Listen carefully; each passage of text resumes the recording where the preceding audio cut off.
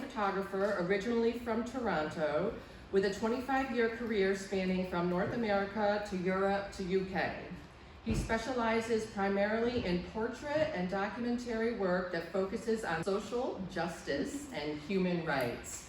Really powerful. It was so hard for me to live with these works in the beginning when we first installed them because it brought tears to my eyes for each one. I could really sense the passion behind the people in these protests. No Justice, No Peace, which is the name of this exhibition, is an exhibition that showcases images from Mestel's current passion project, a book of photos of street activism captured over the course of the 4 years of the Trump administration.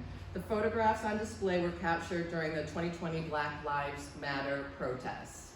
So if you can give a round of applause for Allan. Hi, how are you? Thanks for taking the time to come here and listen to me. As Marianne said, thank you very much for hosting this. I really appreciate it. It's a great opportunity to showcase some of the work that keeps me getting up, getting up in the morning. It's not the type of thing that you would normally see at any kind of commercial gallery, obviously. It's a little bit partisan, which is because I am partisan. As Marianne said, I'm Canadian, grew up in Toronto, worked for most of my life in the ad business, doing TV commercials and music videos in the 90s. Moved to Florida in 2014, thinking I was moving to Obama's America, and we all know what happened. I've always been a passionate street photographer. I actually opened a commercial photography studio when I moved here, and became involved with the activist community in Sarasota, primarily subsequent to the Trump administration. Actually, one of the first events I went to was one of Arlene's events, and met Ruth Belton very quickly, who is a superstar in the activist community in Sarasota. These images are part and parcel of work that I did organically with the Black Lives Matter movement. I never, formally applied. I consider myself an ally, I just kept showing up and shooting these things, posting them, allowing BLM and other activist groups to utilize them for whatever purpose they wanted to, and sort of develop level of trust, and they've certainly become, many of the people I've been involved with have become very, very good friends of mine. So I'm just going to go through some of this work.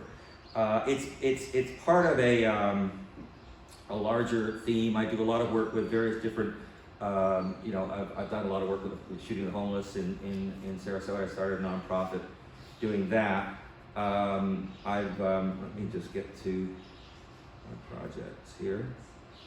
So this is sort of just all of these are galleries of various protests, events, that sort of thing that I have photographed over the years. Most of the work that I've done has been in the streets with activist groups.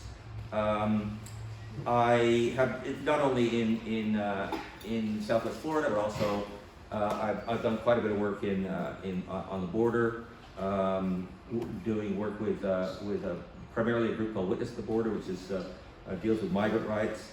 I was in a lot of these images are from Minneapolis. I went to Minneapolis for the Chauvin verdict, and this was a protest that was outside the Hennepin County Courthouse. There were thousands of people in attendance. Just the day before the verdict came down, and I mean the energy in this protest was unbelievable. Actually, there was obviously at the time nobody knew for sure how that Chauvin verdict was going to go. There was a lot of anger in the air, and the entire downtown section of Minneapolis was boarded up. I mean, the city was preparing for a riot. Fortunately, justice was served. I was this poor guy. This guy was hit in the face by a projectile from the police, who were not supposed to be, of course, shooting directly at people, but of course they do. He almost lost an eye. At the same time that I was in Minneapolis, I also went to at the same. This was while I was in Minneapolis. Of course, the Daunte Wright was shot by Kim Potter. So these images were all captured outside the Brooklyn Center Police Department. Because the shooting had just occurred, these images were. This I love because he was pulled over. Daunte Wright was pulled over for having a air freshener hanging from his rearview mirror. Unbelievable that would predicate somebody being pulled over and end up with them being shot to death. It's just incredible. But there was a tremendous amount of anger. This little kid, he's wearing the goggles that were handed out to protect eyes from tear gas and projectiles, and he's writing with chalk on the ground. This is the fence that they erected outside the police department. The police came out at the mayor instituted curfew in Minneapolis, and the police actually came out right at curfew time, gassed everybody, started firing projectiles into the crowd, threw the press to the ground, arrested everybody that was in, whether you had press credentials or not. People were eventually released, but this was a very intense experience. More locally,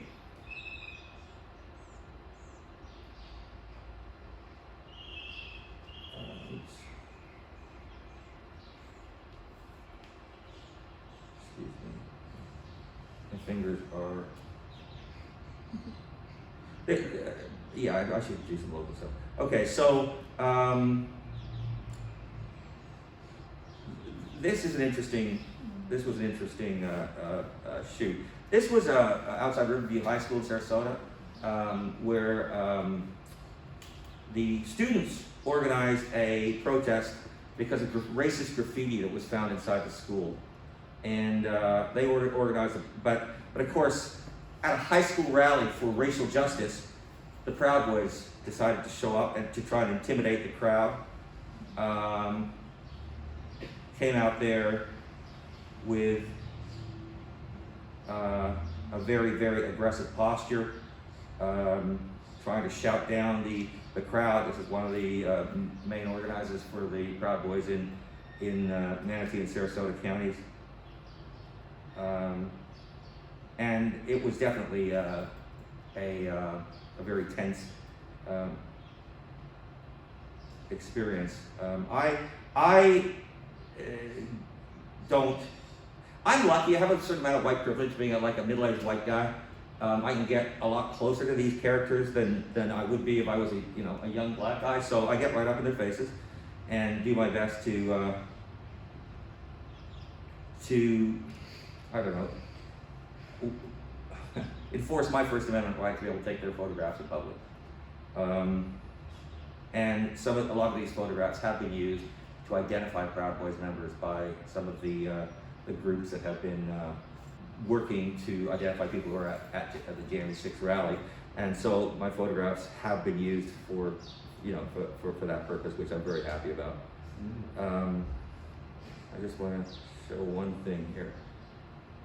Again, try and bear in mind this was a high school rally. QAnon.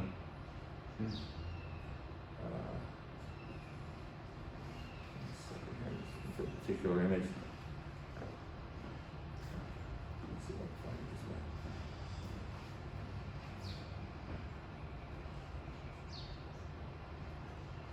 Yes, this was how they marched in, like a military formation, marched into the rally.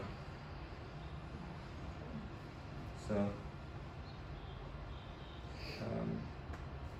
I get quite a bit of that. Yeah. Which is good. That doesn't bother me at all. This is sort of the stuff that's been happening recently, some of the rallies. Let me go back to one of the earlier rallies that I photographed. There's Ruth. This protest, this was one that was organized. Ruth was a big part of this one. This was a rally that was organized by BLM to protest the monument, the racist monument outside the Manatee County Courthouse. I can't imagine what it would have been like for a young black man walking past that monument with the Confederate battle flag into the courthouse, expecting to receive the equal scales of justice. It just, the fact that monument was there for so long just astounds me. There were a lot of these characters there wearing their black t-shirts. I don't know what group they were from. They had the Thor's hammer medallions, but there's the master race for you. I just want to show you the Manatee covered the monument in plywood, knowing that the protest was going to happen, so we protected from damage and surrounded with armed police. This character here in the blue is a guy called Gary Snow. He's a provocateur. He's a Floridian. He just travels around to progressive protests and tries to instigate violence. Tried to do that at this rally. He and I have an interesting relationship. He's actually used one of my pictures as his profile pic on his Facebook page. He got arrested at this rally, which was nice to see. That's a picture of him being arrested right there.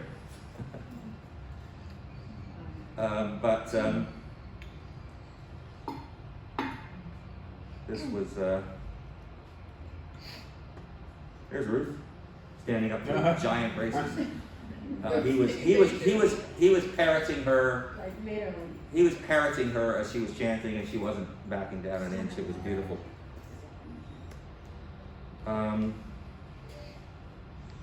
So literally, this was the monument. They decided to protect the monument. That was the goal. The police surrounded it with armed police, because that was more important than protecting the people that were involved in this. Yeah, let me just show you. So anyway, this was one of the earlier ones. I have literally thousands of images. Curating an exhibit was, an incredibly difficult task.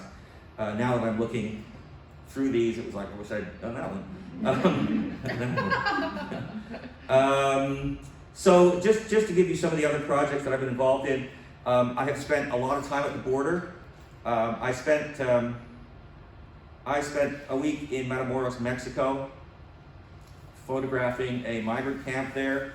These were all migrants that were trapped in Mexico by the Trump's Remain in Mexico policy.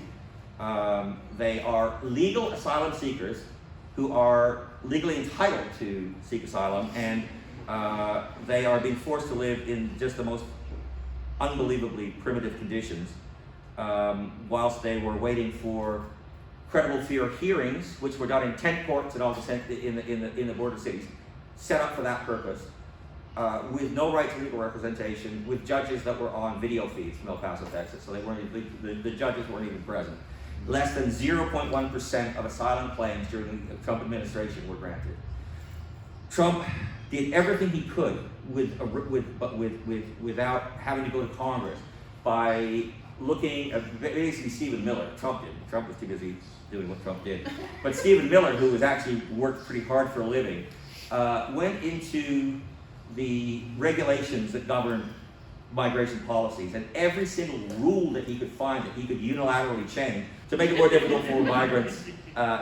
For instance, he basically struck off almost all of the categories for which people would be eligible to apply for asylum. Domestic violence,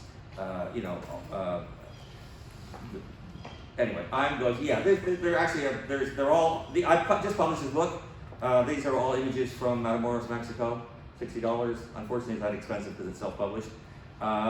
If you're interested, and it has a selection of images from Matamoros, counterpointed with statements from the Trump administration officials about what was happening at the border and the dichotomy between the two, between the images and how the narrative is presented by the Trump administration was remarkable. Anyway, sorry, could talk forever. Well, thank you.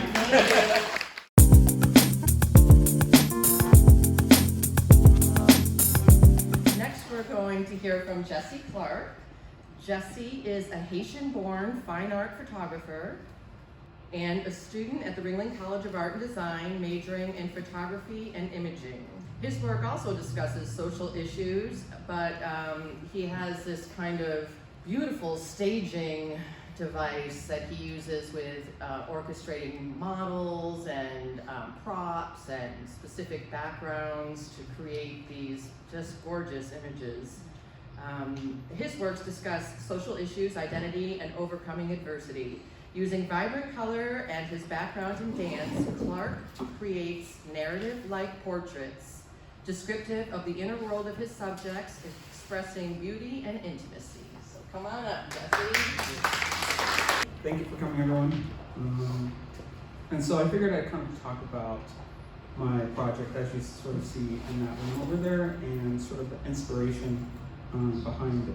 And so with that being said, I have kind of three artists that I look up to as far as style goes, and kind of drove how the visuals resulted in organizing this. So first one, this is an image by James Weires. This is a contemporary artist, sort of in with that pop art movement. He originally started as a sign and like advertising painter, working with large billboard work, and then moved more into the fine art route. And so I kind of particularly like this image just due to the perspective on guns and sort of the almost romanticization of such a kind of violent thing. And also with that is Kehinde Wiley. He's also still currently working artist, and he works a lot in very large portraits, and I believe this one is like 8 by 16 feet, and a lot of his work consists of the black image and kind of beautifying that as well, and the juxtaposition of flowers with those, and sort of this iconography of the black subject that we're not typically used to seeing. And the third artist I have with me is Yinka here, and another kind of very strong piece. This is an installation, and he works kind of along the concept of decolonialism, and I just thought this was a powerful piece, again, the juxtaposition of sort of these flowers with something so violent, and to kind of recreate or kind of rebuild this new sort of narrative and bring about a sense of peace with that. But the main thing that really drove the inspiration behind this project, and before I really get into that, I'll mention, I was kind of reflecting on sort of those, the movements, as you see that Allan has captured in this room. I was kind of reflecting on those movements in 2020 and kind of like thinking about how the media portrayed the black youth versus kind of the narratives that were actually there. And so a lot of things I realized got twisted, or things were seen in a negative light. And so I was kind of reflecting on how I viewed myself versus how I kind of saw the world viewed me. And this was a poem that really inspired my series, and I'll just read it out for you. So I look at the world by Langston Hughes. I look at the world from awakening eyes and a black face, and this is what I see: this fenced-off narrow space assigned to me. I look then at the silly walls through dark eyes and a dark face, and this is what I know: that all these walls oppression builds will have to go. I look at my own body with eyes no longer blind, and I see that my own hands can make the world that's in my mind. Then let us hurry, comrades, the road to find. And that inspired the first series within the My Beautiful project, and I titled Three Dark Eyes. And kind of these were the specific lines that inspired the work within that. And this piece isn't here today, but this was kind of the first image that I brought about from that series, and the one that became really important to me when looking at, again, how the world sort of viewed me versus how I viewed myself, and that struggle of finding beauty within my own skin.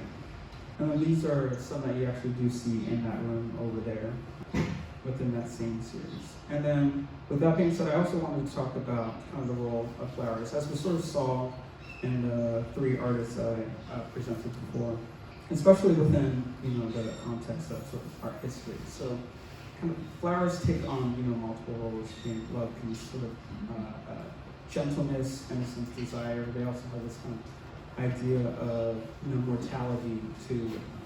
And I wanted to juxtapose that with the image of the black male, because typically, as presented on the news or something, we see the black male as being represented as this sort of aggressive figure or this thug or criminal, regardless of what their background is or what they're actually seen doing. And I thought about this idea of essentially creating this black bouquet, if we wanted to call it that. And this is not specifically the piece that I have in my room, but it's, I believe, by the same artist. So I drew inspiration from this painting by a Haitian artist that my parents gave me when I was younger, so when I first came to the country. And within that painting, there were the typical tradition of head carrying, and that's kind of seen in multiple cultures, like within the Caribbean or Latin America.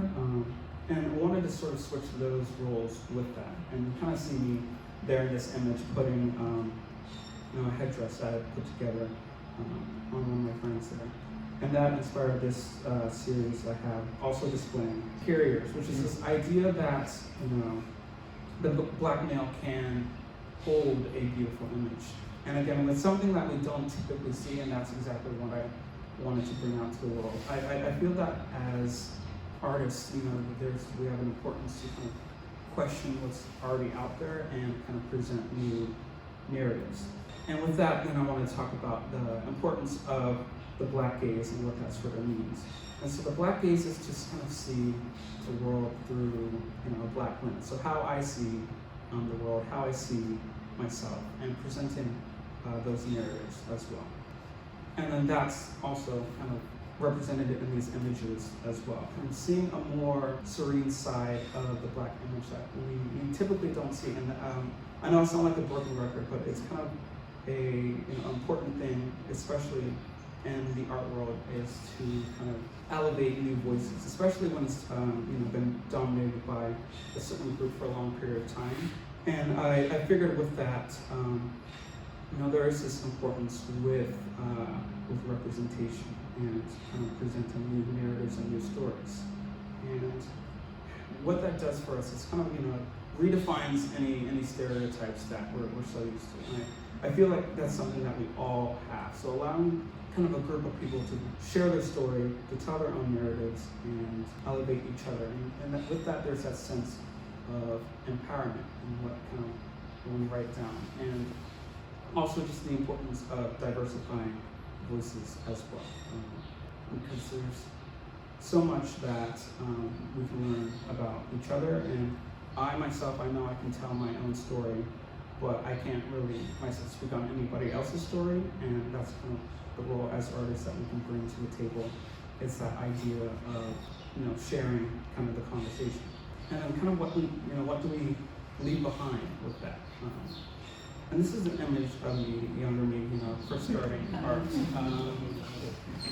But as artists today, we have like this ability to reshape, the new generations and what they look up to. And when I was younger, the representation in the media was very limited. I looked at movies and TV shows, and the young black boy was usually maybe he was an athlete, or as I mentioned before, maybe he was like a criminal or a thug. And I felt that kind of box was limiting. And as I got older and started to realize the beauty within myself, I found that I wanted to create images that younger black boys could look up to, and have more of a diverse range of things that they could be. And that's what I mean when I say reshape new generations. It's kind of not really mold as we have been before, but allow them to sort of mold themselves into who they want to be. And that kind of plays into that early development of identity. You typically replicate as you see, and as a young black man, I was always told who I was supposed to be, and I felt that I was kind of to live up to what people expected of me. And I realized that I didn't have to be within that box anymore. And sadly, that's kind of a development I found within just the past year or two. And so kind of my work is about encouraging and empowering other Black youth to kind of see their true potential and to have that sort of role model. And then I wanted to sort of end on, these are lyrics from a Black Christian artist. And it kind of played an important role in how I presented this piece here you see on the left title, Black Boy. And I'll just read that again out for you all. Black boy, did you know that the world is yours? And don't let them tell you different. Yeah, I know that your father made you different, but not less than the rest because of your shade of pigment. You better remember that when the shade is given, he wasn't made to fit in. Small expectations given, by the thoughts of baby Homo sapiens with jaded memories clouded by decades of racist system, to a child of a savior risen. Now that's all I got, but a black boy is yours. When you can see the wickedness of the land that you live in, and still stand for truth and righteousness, your ancestors, son, they lived and they died praying for you. That you would be free, that you would love, that you would fight, that you would protect, that you would strive, that you would grow. Black man, don't you know the world is yours? And that is kind of the story of what my beautiful is. Thank you all.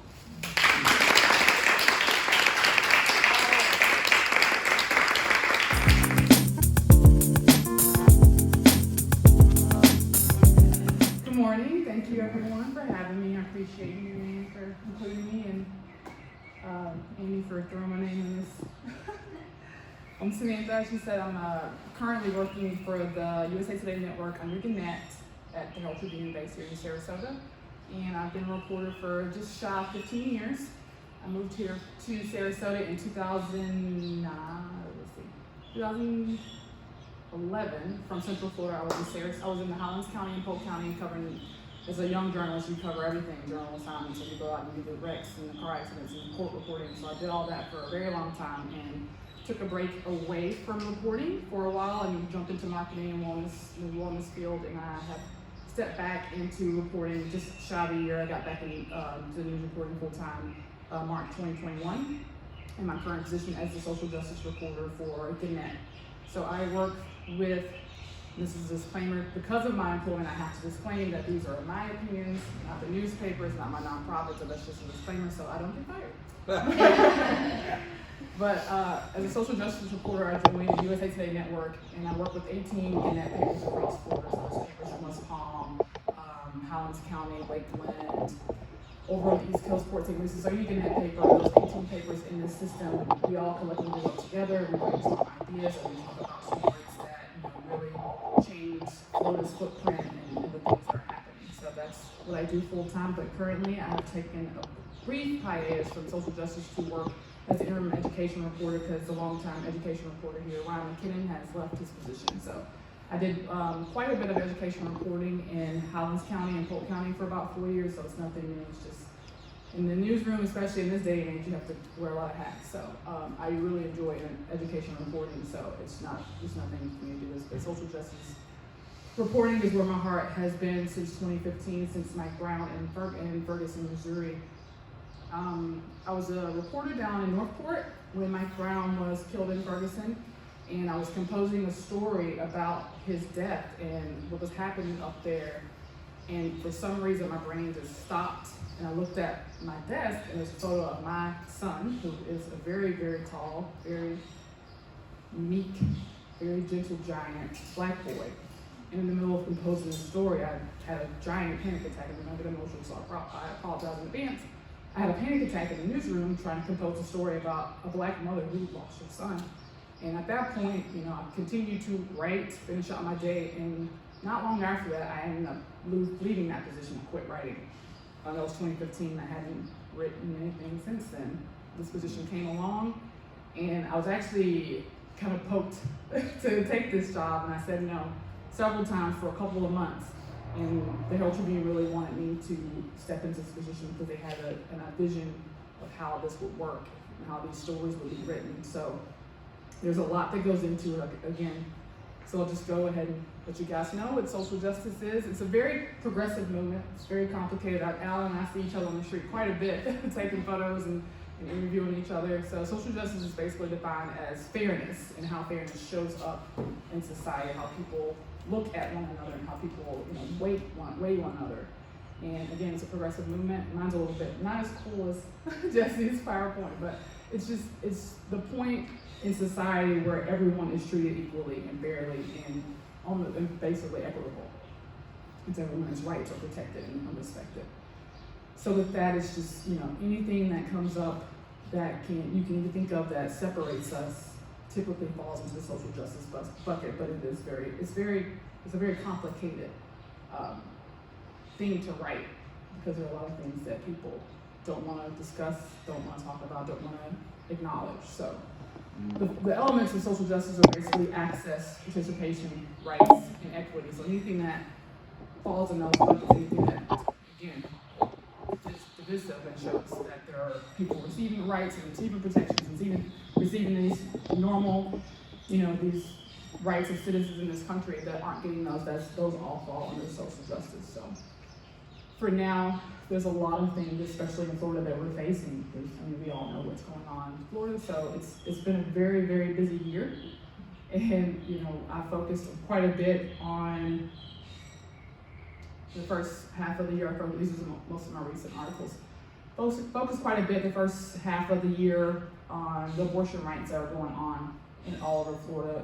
If you guys aren't familiar, Bradenton's a hotbed of those types of laws and orders that are popping up. Because of the Texas Heartbeat Bill, there's a lot of people that want to implement the same exact type of legislation here in Florida, and there have been very, very strong grassroots movements to stop those. I've been watching them and following them since day one, and it's been a joy to see so many diverse people step in and really fight something that should never have been brought to the table again. So I'm not always the favorite in the room. I'm not always a favorite on the street, but I have learned that a lot of people do just want their story told. They do just want to talk about what they're feeling and what they're going through. So I try to do my best to tell the stories that aren't told. As Jesse said earlier, perspective is everything, representation is everything.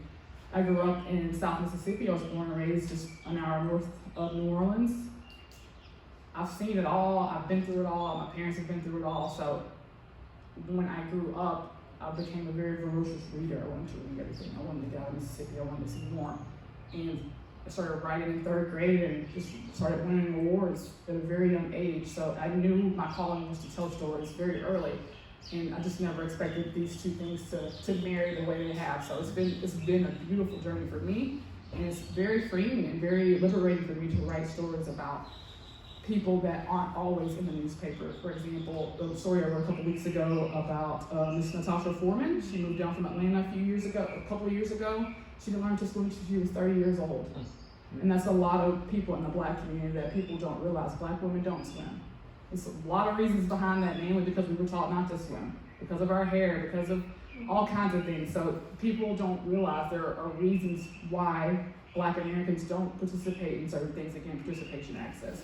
We weren't allowed to go to the beaches in Sarasota. Lido Key was only, I believe it was desegregated in, I'm gonna get this year wrong, 1968. It's not, my mom was born in 1956, so it wasn't very long ago.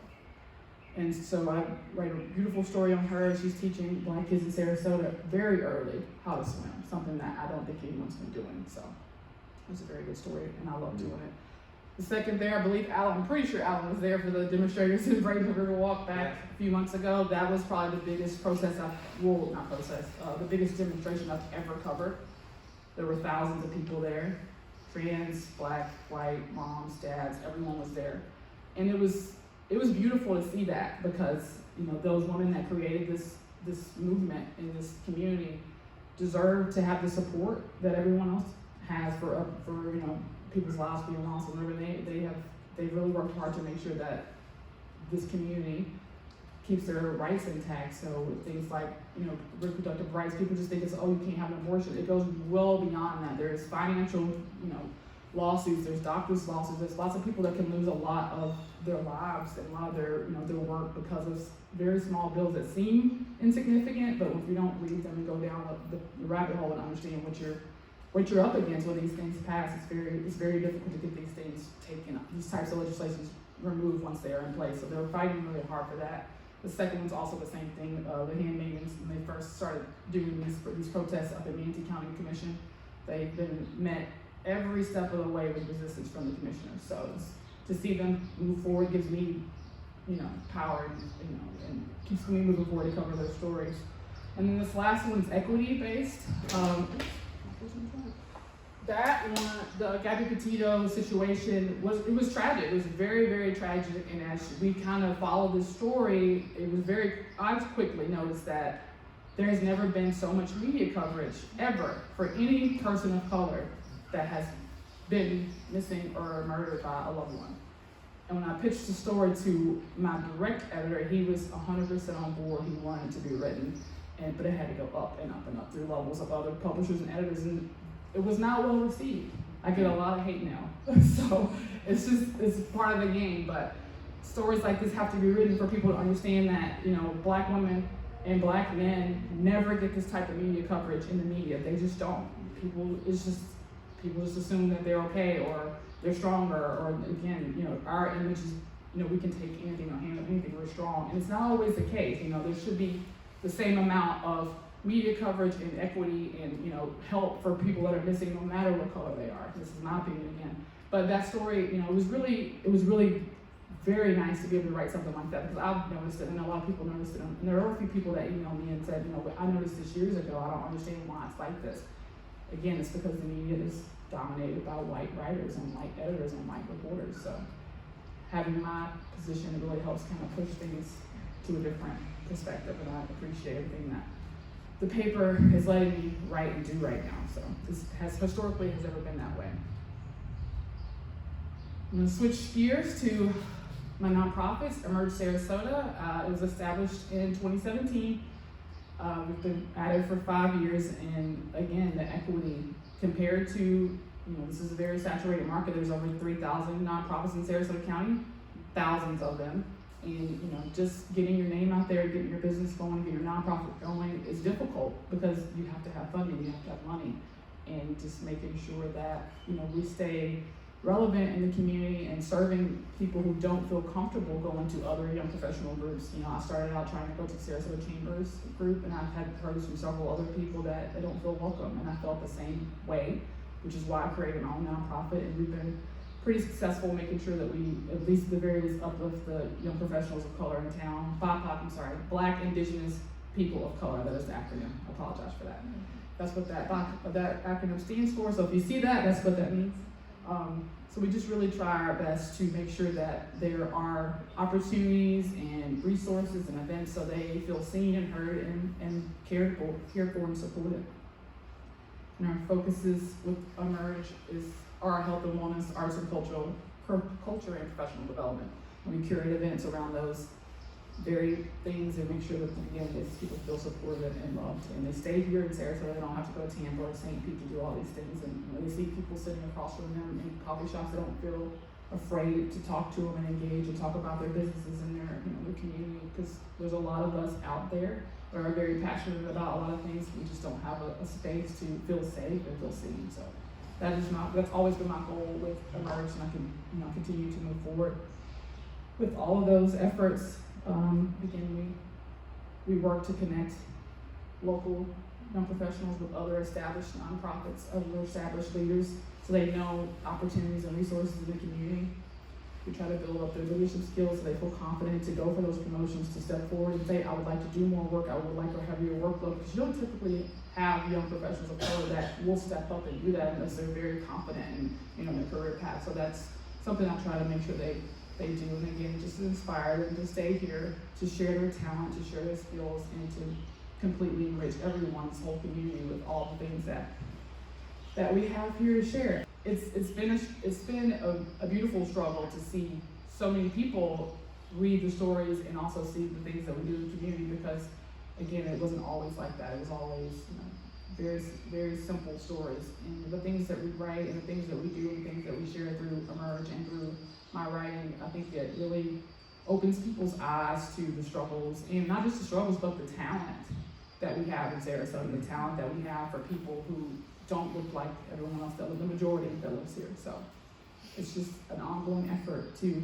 continue to highlight things and talk about the issues and not shy away from those, because a lot of things that don't get talked about continue to happen and they won't change. So that's my goal with my nonprofit as well as the newspaper. There's a lot of red tape, I should say, to make sure that I don't go too far, because I could push the limit on a lot of things, but we try to dial it back a bit. But it's a lot. It's a lot of work, but I feel that just in the short year I've been doing specifically social justice work, there have been people that are waking up to things that they didn't know ahead of time. So I don't have a whole lot more to say. I feel like I missed a lot.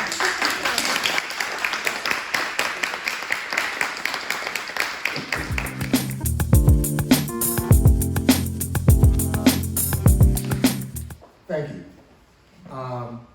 Sitting over there, you heard my background, and sitting over there, at first I was saying, well, why am I here? So I don't have an artistic bone in my body, not a creative bone, but looking at Jesse's great work, it did remind me I'm probably the only person here, I'm sure I'm the only person here that used an Afro pick every single day when I was a teenager. In fact, if you were really cool back then and had some money, you bought an angel hair cake cover and used it as an Afro pick.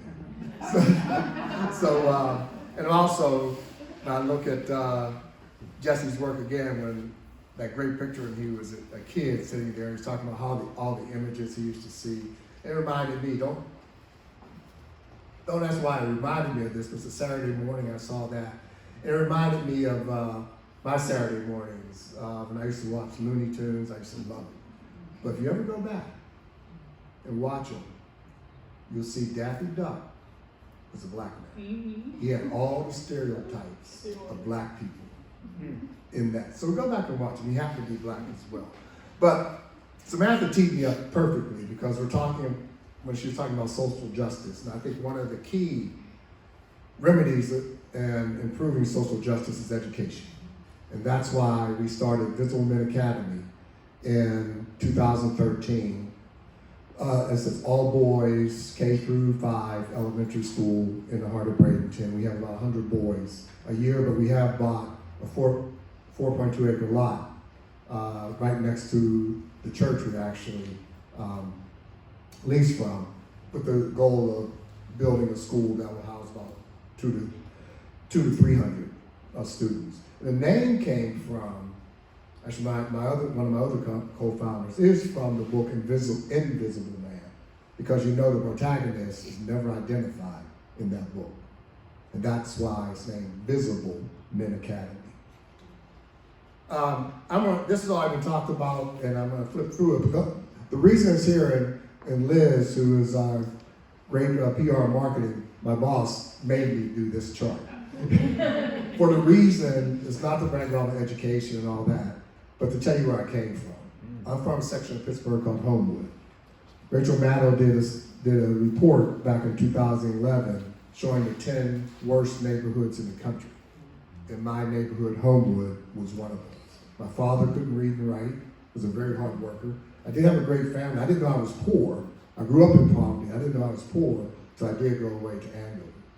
But through an organization called A Better Chance, which focuses on, started in 1963, now I'm happy on the board, was focused on finding talented boys and girls of color in the inner cities to give them an opportunity really to go to Ivy League colleges. But the founding group said, well, the only way we're going to get them there is get them prepared. So it started providing scholarships to top prep schools in New England to get them prepared. That's how I went away to Andover. But the point is, I'm about to talk about the boys of Visible Men Academy. I was just like these boys when I was growing up. I grew up in fact, this is a nice neighborhood compared to where I grew up. But it also shows when I was a GE, people used to always say, Lewis, You're living your dream. I had to step back and say, no, I'm not living my dream. Because I didn't know it existed. How could I dream it if I didn't know it existed? And that's one of the reasons we started Visible Men Academy as well, to teach these boys that these opportunities exist. And they can become leaders and can come back to the community, can be very successful professionals as well. And there are people that look like me that have done it, that can see the examples, and therefore they can do it as well. Our mission is to provide outstanding academic and character and social education in a nurturing school environment. And the character piece is extremely important. Extremely important. These are, we have a shine. It is our motto in the way we teach, and we teach keys to success. But we teach these from day one. Because the boys come in so broken and such tough backgrounds and no self-esteem that we teach them from day one because they feel like they have no control. We teach them from day one, you can control your honesty. You can control your niceness. You can control your integrity. You can teach your others to do that. And we got rewards every Friday in our sunrise sessions to boys that demonstrated that during the week. And their heads come up, their shoulders go back, and then they're ready to learn. So we want to make them comfortable enough to learn. However, we want to make them uncomfortable enough to grow. And we have decided, I took over CEO in February last year and brought in a new leadership team, a new principal in September. And we're switching the school to a STREAM school, very focused on math and science, and the R is for reading. And also, what we started with that, and with Dr. Genju, who started September 15th with us, is the way we approach it is through personalized education. And that is a cutting edge way to really educate the boys. So we have 75 boys now. We've been hurt a lot because of COVID the past couple of years. But we provide personalized education to every single one of those boys. And let me tell you what I mean by that. It's a proven method of instruction, and there's a lot of studies on it, but it teaches them to be independent, critical thinkers. And they're grouped together according to grade level. So you come to our school, you may see a second grader in a fourth grade. A second grader that's reading at a fourth grade level for a reading class will be in fourth grade. And you'll see vice versa as well. So we really structure the education based on what the needs are of these boys. And we call it, they come with a backpack of trauma. There is so much that they come with. We call it a backpack of trauma. And that's what we focus on with these boys. And let me show you some of the results of doing this just in. I said we started this with my new principal, Dr. Genju, who is fabulous in himself. He's 37 from Bradenton, bachelor's, and also I will say with Allan's work, I'm 67, so growing up in Homewood, I witnessed a lot of the riots and such, but that was the King's assassination and such as well. So it brought back a lot of memories. I mean, the National Guard was literally across the street from my house during this time. But getting back to this, Dr. Genju, who's focused actually his education, his bachelor's in science and technology, biology and chemistry. He was a biology and chemistry teacher for years and led SASS's science department. But he implemented personalized education, which is what his PhD is in. We do a diagnostic test in September, December, and March. September is to get the baseline, and then we see improvements through December, and then March. Of course, we want to prepare them for the FSA exams, which will go away after this year, and do more progressive monitoring, which is a better way. But just in the 90 days he was there, look at the September results, and look what happened to several of our students in their test in December. Fourth grade, growing up to third grade. third grade, at second grade level. I'll talk about him a little bit. Second grade, still second, but grew points. Fourth grade, up to third. So 65% of our boys with this approach grew two grade levels in those 90 days. 100% of our boys improved in reading. 63% improved in math. Now, I'm going to give you a test, because these are real examples. You match them up.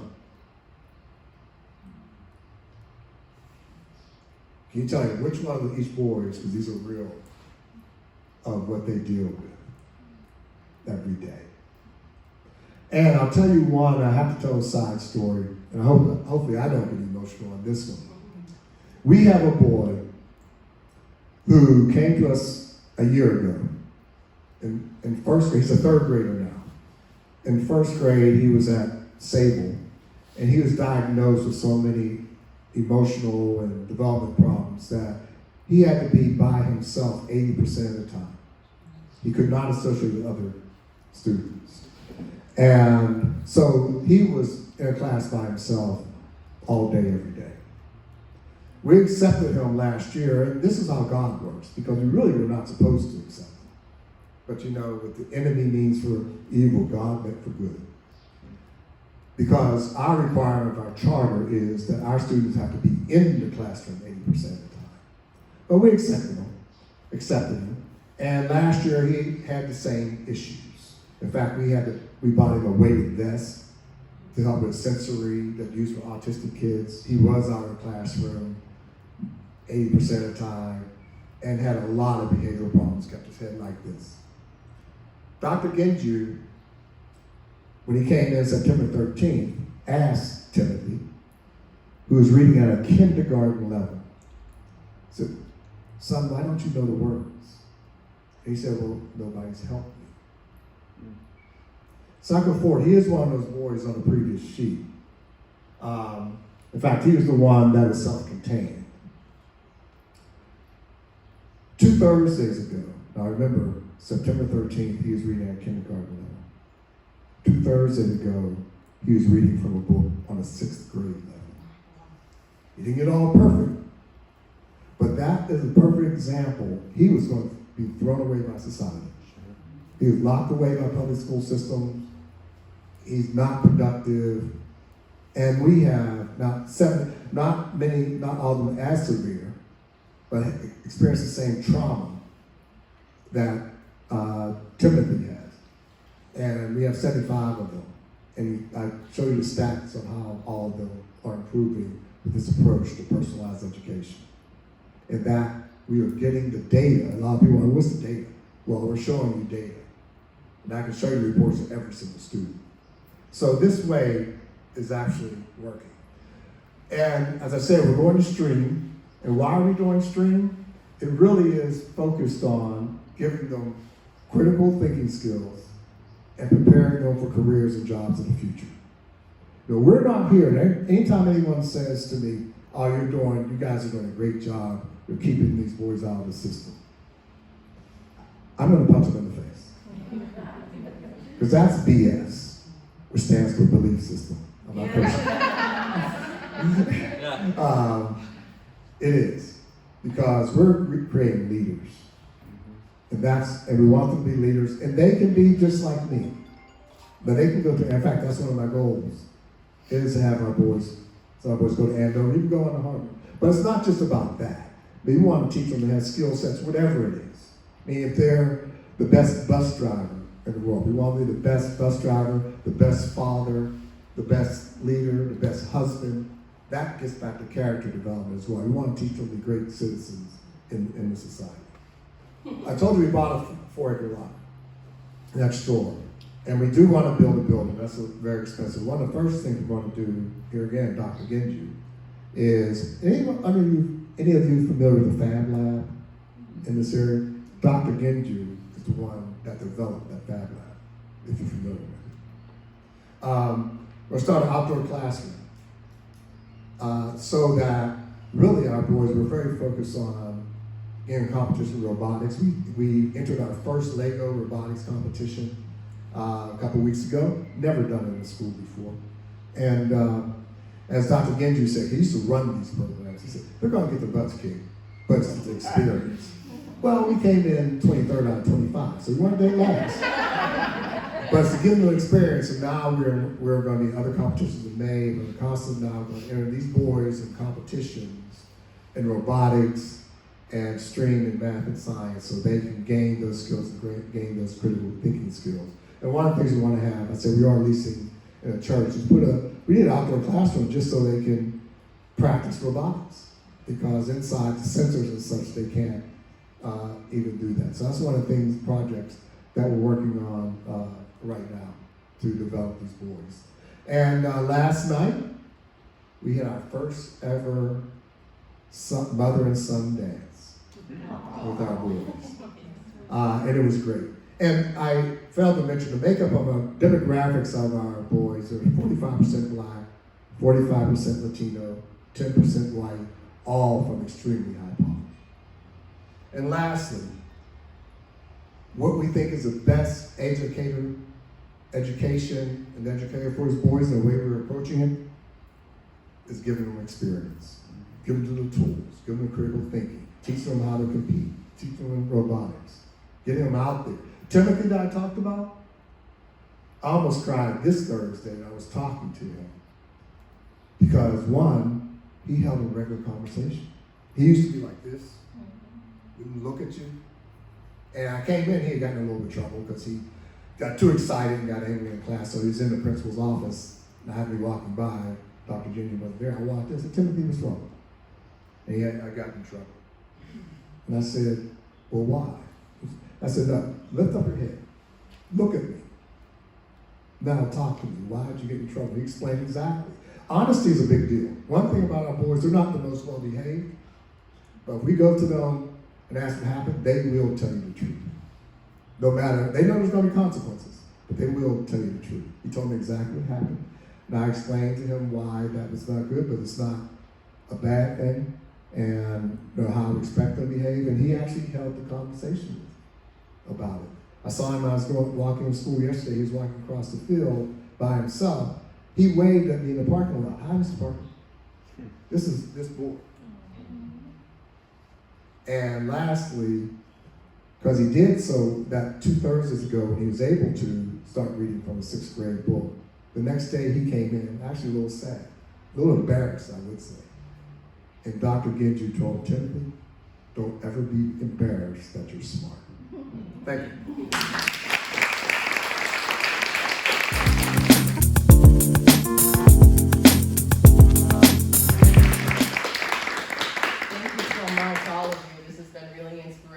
And I'm just so grateful to be a part of it and to have you guys here. And we are also a nonprofit, so I encourage you to support SPAACES, or I encourage you to support the other organizations here that these wonderful people are running, and hopefully someday we will have a ceiling that doesn't leak.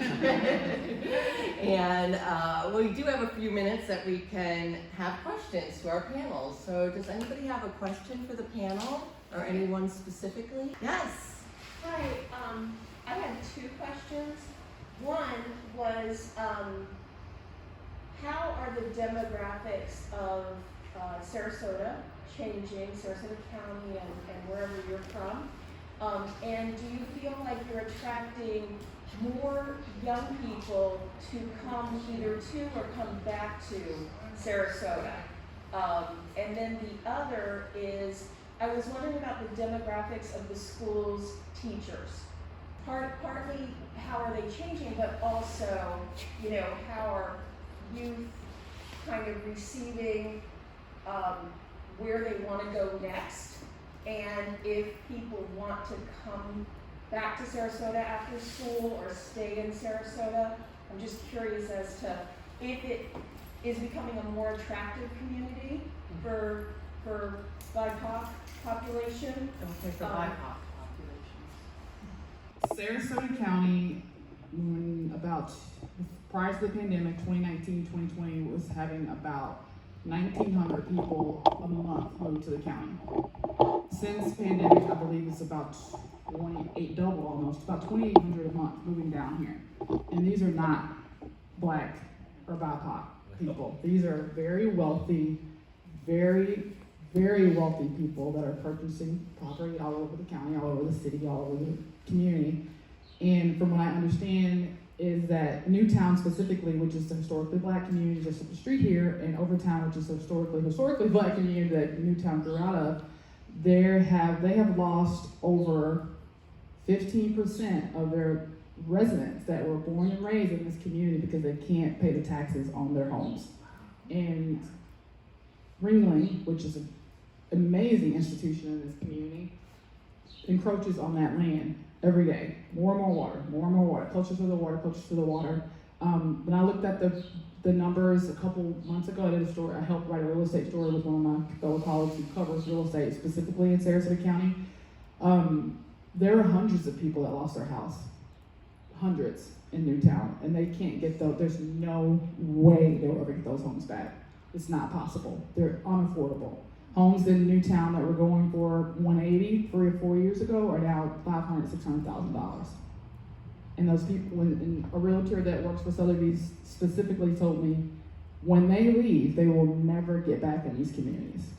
And it's very sad. Affordable housing is a huge issue in Sarasota. Everyone knows this. It's not a secret. Young professionals can't afford to live here. I have a girlfriend who was a tennis pro, and she had to move to Bradenton with her parents, and she's making $70,000 a year.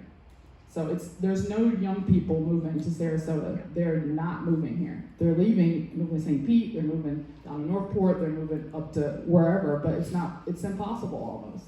Yeah. So I hope that answers your question. They're not moving to Sarasota. And I would echo that for Manatee as well, where our school is located.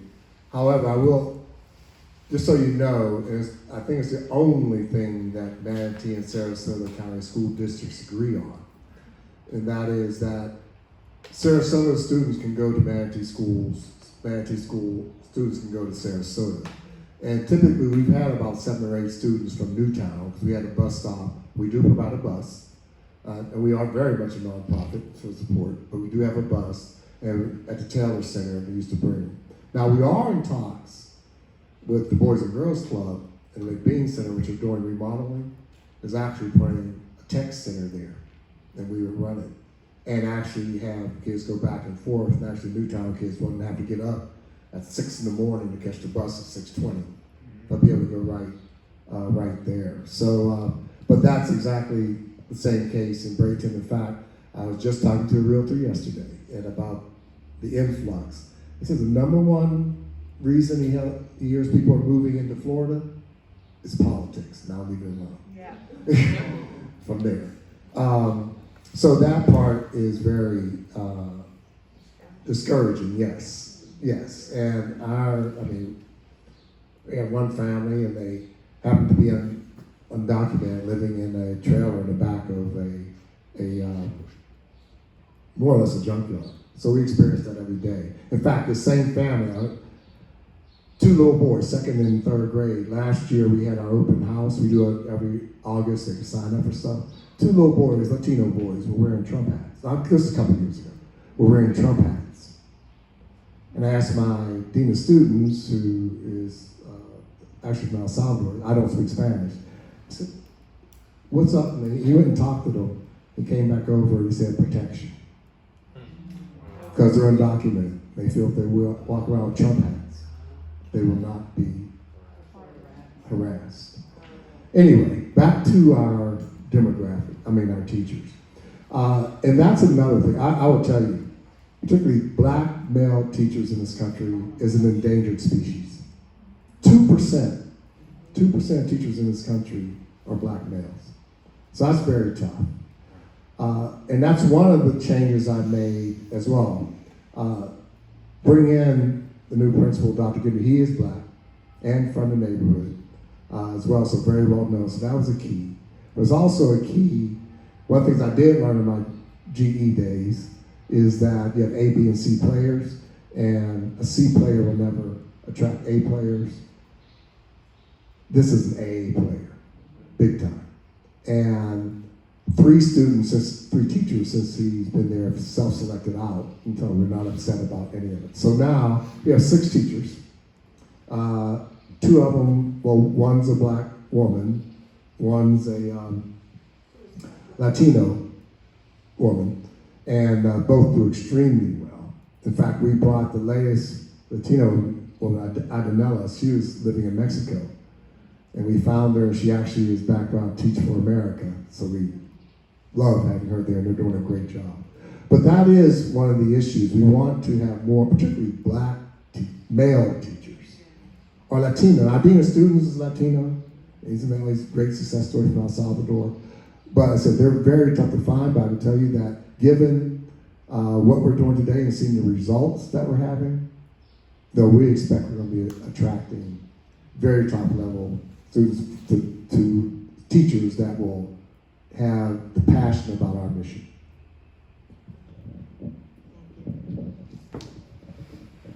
I just wanted to add that this location of the SPAACES Foundation is in the Park East neighborhood, and that's from 301 all the way up to Tuttle, I believe, and then Fruitville to 12th, 17th.